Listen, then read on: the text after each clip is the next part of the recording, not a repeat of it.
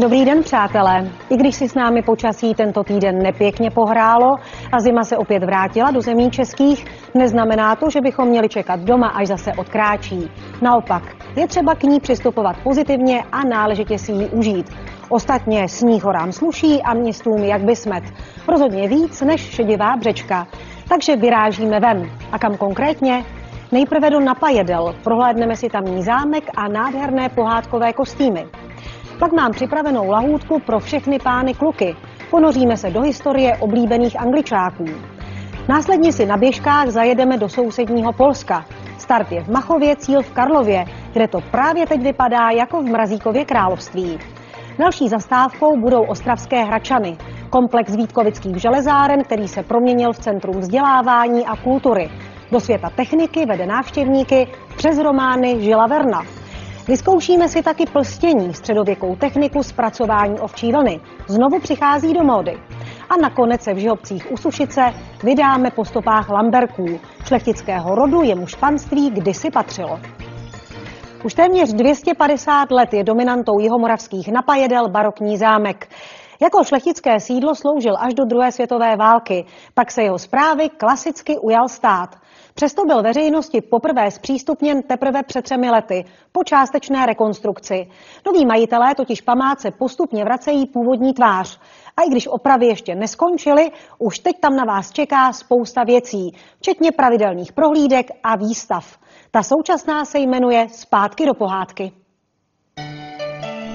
Ve stylu pozdně francouzského baroka nechala v druhé polovině 18. století postavit Anna Marie z Rotalu v Napajedlech zámek. Elegantní dvoukřídlá budova ve tvaru písmene U byla navržena v skutku důmyslně. Přízemí to byla taková údržbářská část toho zámku. Bylo zde vesměs služebnictvo, byla zde kuchyně, prádelna. Když vyjdeme do prvního patra, tak najdeme takzvané piano nobile. Bylo to patro honosné, sloužilo reprezentaci zámku, konaly se zde společenské události. Teprve až v dalším patře, tom nejvyšším, byla klidová část zámku. Tady byly šlechtické pokoje a pracovny. Dominantou prvního patra je kruhový zrcadlový sál.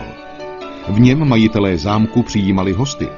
Tady se při slavnostních příležitostech tančilo. Největší pýchou památky je ale určitě salonek holandských mistrů. Byla to místnost, která byla primárně určena mužům. Zde si mohli sednout na gauč, zapálit doutník, popíjet vínko anebo něco tvrdšího. Je to nádherná místnost s malbami na stěnách, nejsou to ale fresky, jsou to všechno samostatné obrazy, plátna, která jsou vložena do tenkých zlatavých rámů a teprve potom jsou umístěny na stěny. Mohlo by se zdát, že znázorňují jen romantické krajiny, jenže tahle díla mají hlubší podtext. Dokazují to emblémy v rozích, symbolizující vědní obory doby, kdy obrazy vznikly. Na zámku se v minulosti vystřídalo několik šlechtických rodů, včetně Kobenclů či Baltaci, kteří založili v Napajedlech slavný hřebčín. A jedna jejich příslušnice, Marie Baltaci, dokonce ve 30. letech minulého století přivedla zdejší panství ke krachu. Tady je historie trochu úsměvná, protože hraběnce někdo nakukal, že zde na okolních polích a lukách jsou naleziště ropy. Ona se zhlédla v tomto bláznivém snu a vlastně v této ropě utopila všechny své peníze. Tuto ropu však nikdy nenašla. Takže v Napajedlích potom kolují historky, jak samotná hraběnka se svým finančním poradcem doputovala na napajedelské nádraží a odjela do Vídně do Starobince. Po válce přešel zámek do vlastnictví státu a jeho interiér byl z velké části zničen. Sídlila tu škola i jesle. Teprve v posledních letech znovu získává svou původní tvář. Rekonstruována byla už i kaple.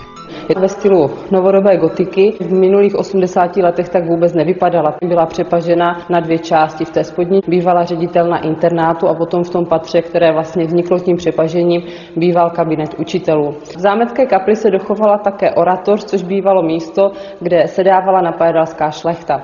V této části kaple máme také krásnou nástěnnou malbu na stropě, stejně tak, jak máme hezkou fresku v čele této kaple.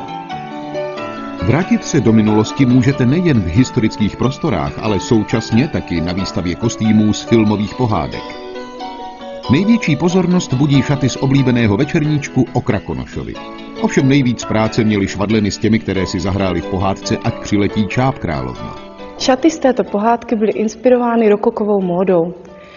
Pro nošení byly velmi nepohodlné a nepraktické, protože železná konstrukce, která se pod nimi skrývala, vážila až 10 kg. Například v těchto šatech hrála princeznu paní herečka Ivana Anderlová a asi si toto natáčení pěkně užila.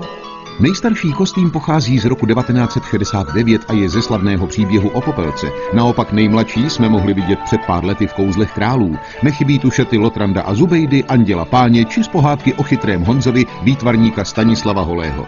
Vrátit se do dětství můžete v Napajedlech až do konce dubna.